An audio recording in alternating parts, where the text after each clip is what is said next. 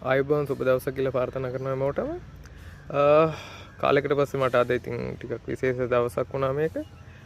මගේ පැචිපෝඩියම් ගහක පළවෙනි මල පිපිලා තියෙනවා. මේක පැචිපෝඩියම් සැකියුලෙන්ටම් කියලා තමයි හඳුන්වන්නේ. 20යි 21 මම මේක හදාගත්තේ බීජ වලින් පෙරෝහණය කරලා. ඉතින් අවුරුදු 5ක් ගියාට පස්සේ එයා ලස්සන මලක් දීලා තියෙනවා. ඒ වගේම තව මල් කිහිපයක් එන්න තියෙනවා. මේක අනිත් පැචිපොඩියම් වලට වඩා ටිකක් වෙනස් ගහක්. ගොඩක් හයිය කඳක් නැහැ. මගේ හොඳ ගොටුකොළ පැලයකුත් හැදිලා තියෙනවා.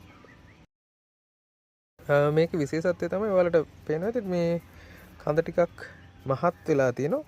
ඔයාලට නිකන් Google කරලා බැලුවොත් පේන්නේ ලොකු කඳක් එහෙම නැත්නම් කොඩෙක්ස් එකක් තියෙන පැලයක් විදිහට තමයි මේක පෙන්වලා තියෙන්නේ. මේ අවුරුදු 5ක් ගිහිල්ලත් මෙන්න මේ සයිස් එක තමයි. ඉතින් මගේ කොඩෙක්ස් එක නම් තියෙන්නේ. හැබැයි එයාගේ මල් පිපිලා තියෙනවා. මල් පිපුරනට තියෙන ප්‍රශ්නේ තමයි මෙයා සෝපරාගණය වෙන්නේ නැහැ මම දන්න තරමින්. ඉතින් මම පරාගණයත් කරලා බලන්න උත්සාහ කරන්නම්. සුබ දවසක් හැමෝටම.